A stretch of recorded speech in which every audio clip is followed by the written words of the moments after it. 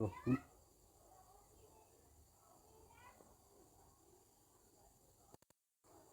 दोस्तों।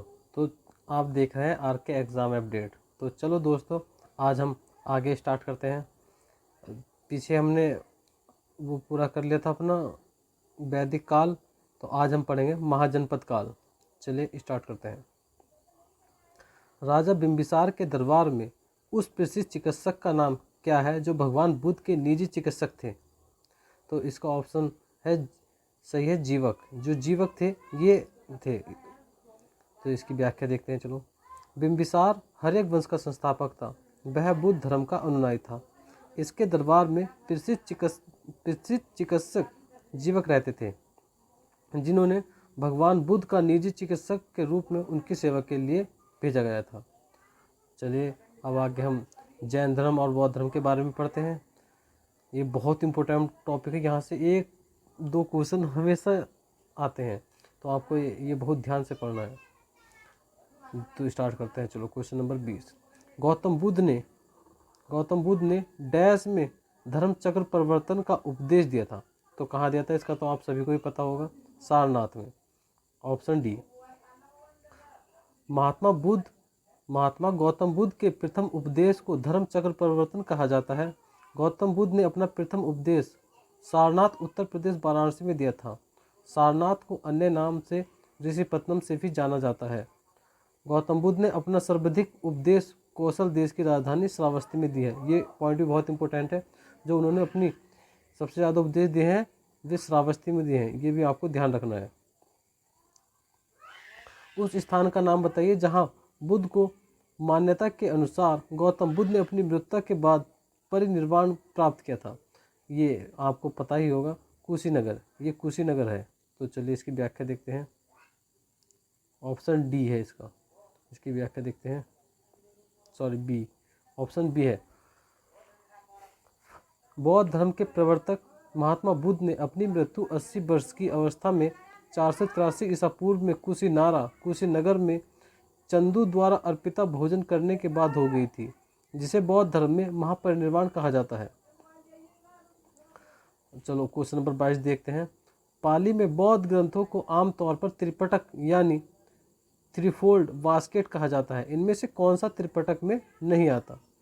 तो जैसे आप जानते ही होंगे, अभिधम पिटक होता है और सूत पिटक भी होता है और विनय पिटक होता है, लेकिन उपशाखा पिटक कुछ नहीं होता। तो हम इसके बारे में पढ़ते हैं। इसकी व्याख्या देखते हैं। सी। बुद्ध ने कोई पुस्तक नहीं लिखी थी। उनके उपदेश मौखिक ही होते थे। बुद्ध की मृत्यु के बाद उनके शिष्यों ने बुद्ध के उपदेश का संग्रह त्रिपिटक में किया है। इसकी रचना पाली भाषा में की गई है। त्रिपिटक में सूत पिटक धर्म संबंधी बातों की चर्चा, अभिधम पिटक में दार्शनिक विचारों का संकलन और विनय पिटक में नीति संबंधी बातों का उल्लेख मिलता है। चलो क्वेश्चन नंबर 23 देखते हैं। भगवान बुद्ध की 200 फीट ऊंची कांस्य प्रतिमा स्थापित करने का निर्णय लिया गया था। कहाँ लिया गया था? कुशीनगर में। तो आपको पता है कुशीनगर में क्या हुआ था? इन्होंने महापरिनिर्वाण किया था, नहीं वहाँ पर अपना शरीर त्यागा था, तो इसीलिए वहाँ पर किया गया था ये। कुशीनगर उत्तर प्रदेश के मुख्यमंत्री अखिलेश यादव ने, ये 2015 का क्वेश्चन है, तो उस टाइम पर जो मुख्यमंत्री थे ये 2014-15 में ये थे ना अखिलेश यादव जी, तो इन्हीं के टाइम का क्वेश्चन है। तो कुशीनगर उत्तर प्रदेश के मुख्यमंत्री अखिलेश यादव ने विश्व में सबसे ऊंची 200 फीट की भगवान बुद्ध की कांस्य प्रतिमा उनके परिनिर्वाण स्थल कुशीनगर में स्थापित करने का निर्णय लिया है। Question number 24। बुद्ध को महापरिनिर्वाण कहाँ प्राप्त हुआ था? तो कहाँ प्राप्त हुआ था महापरिनिर्वाण? कुशीनगर में। गौतम बुद्ध बौद्ध धर्म के प्रवर्तक थे। इनके जीवन में घटित घटनाओं से संबंधित स्थल निम्नलिखित है। तो इनके देखते हैं घटना स्थल। इनका जन्म कहाँ हुआ था? इनका जन्म लुम्बिनी नेपाल में हुआ था। और गृह त्याग, या इसी को हम महाभिनिष्क्रमण बोलते हैं, गृह त्याग को ही, ये राजगृह में हुआ था। और ज्ञान प्राप्ति कब हुई थी? बोध गया, बिहार में। इनकी मृत्यु को बोलते हैं महापरिनिर्वाण, ये कुशीनगर में हुआ था। किस स्मारक से क्वेश्चन नंबर 25 देख रहे हैं हम। किस स्मारक से गौतम बुद्ध ने दुनिया के बौद्ध धर्म के अपने दिव्य ज्ञान का प्रचार किया था? तो किस स्मारक से किया था? यह है महाबोधि मंदिर समूह। इसकी व्याख्या देखते हैं, चलिए आते हैं। महाबोधि मंदिर बिहार के गया जिले में स्थित है। इसका निर्माण 30वीं शताब्दी में सम्राट अशोक ने करवाया था। वर्तमान मंदिर 5वीं या 6वीं शताब्दी में बनवाई गई है। यहीं पर गौतम बुद्ध को बैसाख पूर्णिमा के दिन वट वृक्ष के नीचे निरंजना नदी के तट पर ज्ञान की प्राप्ति हुई और वे बुद्ध कहलाए। बुद्ध बनने के पश्चात सर्वप्रथम तपसु और भिल्लिक नामक 2 बंजारों को बोध गया में ही बौद्ध धर्म में दीक्षित किया और बौद्ध धर्म का प्रचार किया। महाबोधि मंदिर समूह को वर्ष 2002 में यूनेस्को द्वारा विश्व विरासत सूची में शामिल किया गया। चलिए अब आगे देखते हैं क्वेश्चन नंबर 26। त्रिपिटक। त्रिपिटक निम्नलिखित में से किससे संबंधित है? तो ये किससे है आपको पता ही होगा, बौद्धों से। ऑप्शन नंबर बी था उसका। अब देखते हैं क्वेश्चन नंबर 27 यानी 27। ज्ञान प्राप्ति के बाद, ज्ञान प्राप्त करने के बाद गौतम को किस रूप में जाना जाने लगा? किस रूप में जाने गए?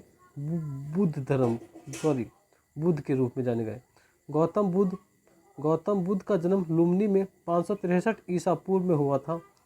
गौतम बुद्ध ने बिहार के बोधगया में महाबोधि वृक्ष के नीचे कई वर्षों तक कठिन तपस्या की तथा कठोर साधना कर ज्ञान की प्राप्ति की थी। ज्ञान प्राप्त करने के बाद सिद्धार्थ को गौतम से बुद्ध के रूप में जाना जाने लगा। चलो इसको अब देखते हैं क्वेश्चन नंबर 28 देखते हैं। बोध गया एक महत्वपूर्ण बौद्ध तीर्थ केंद्र क्यों है? इसका ऑप्शन है सही है बी, क्योंकि गौतम बुद्ध ने यहाँ ज्ञान प्राप्त किया था। इसकी व्याख्या देखते हैं। बौद्ध धर्म के संस्थापक गौतम बुद्ध थे। गौतम बुद्ध को जन्म 563 ईसा पूर्व में कपिलवस्तु के लुम्बिनी नामक स्थान पर हुआ था। 35 वर्ष की आयु में बैसाख पूर्णिमा की रात निरंजना या फल्गु नदी के किनारे गौतम बुद्ध को पीपल वृक्ष के नीचे ज्ञान की प्राप्ति हुई तथा यह स्थान बोध गया कहलाया। गौतम बुद्ध ने अपना सर्वप्रथम उपदेश सारनाथ ऋषिपत्तनम में दिया था, जिसे बौद्ध ग्रंथों में धर्म चक्र प्रवर्तन कहा गया है। बुद्ध ने अपने उपदेश जनसाधारण की भाषा पाली में दिए। महात्मा गौतम बुद्ध की मृत्यु 80 वर्ष की अवस्था में 483 ईसा पूर्व कुशीनगर में हो गई, जिसे बौद्ध धर्म में महापरिनिर्वाण कहा गया है। तो ये बुद्ध ने अपना पहला उपदेश कहाँ दिया था? ये तो फिर क्वेश्चन रिपीट हुआ है, ये शॉर्ट पेपर है तो ये क्वेश्चन इसमें बिल्कुल रिपीट होंगे, तो आप इस चीज़ से परेशान ना होइएगा। तो कहाँ दिया था? ऑप्शन बी सारनाथ में। बुद्ध को ज्ञान की प्राप्ति बोध गया में हुई तथा उन्होंने पहला उपदेश सारनाथ में दिया, जिसे बौद्ध ग्रंथों में धर्म चक्र प्रवर्तन कहा गया। चलो क्वेश्चन नंबर 30 देखते हैं। बुद्धों के लिए उत्तर प्रदेश में स्थित सारनाथ क्यों महत्वपूर्ण है? तो देखिए फिर वही क्वेश्चन आया है। ज्ञान प्राप्त करने के बाद भगवान बुद्ध ने सारनाथ में अपना पहला उपदेश दिया था। ये ऑप्शन डी इसका सही है।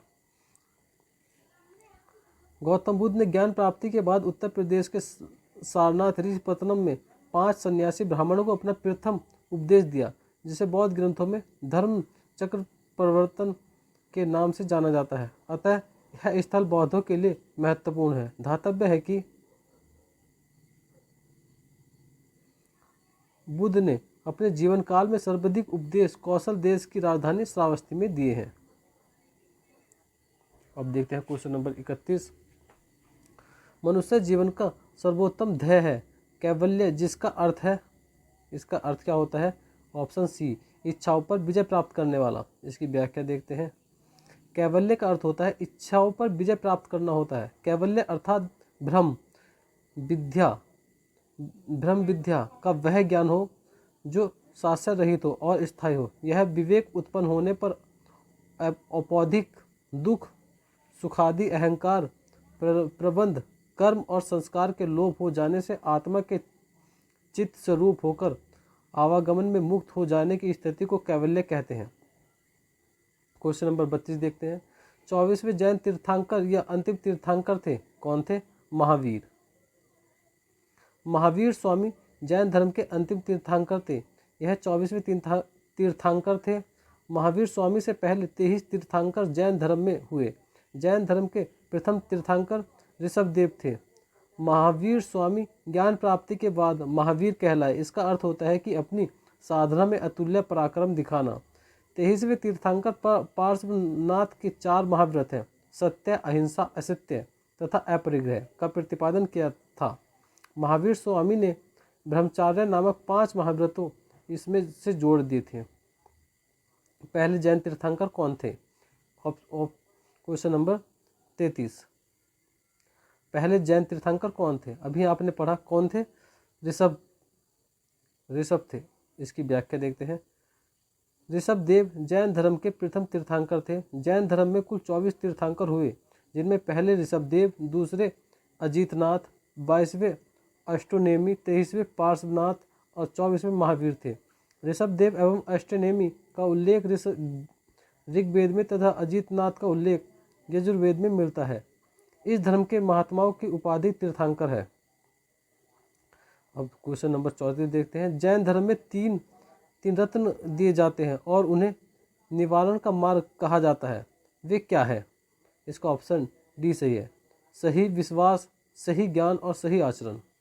इसकी व्याख्या देखते हैं।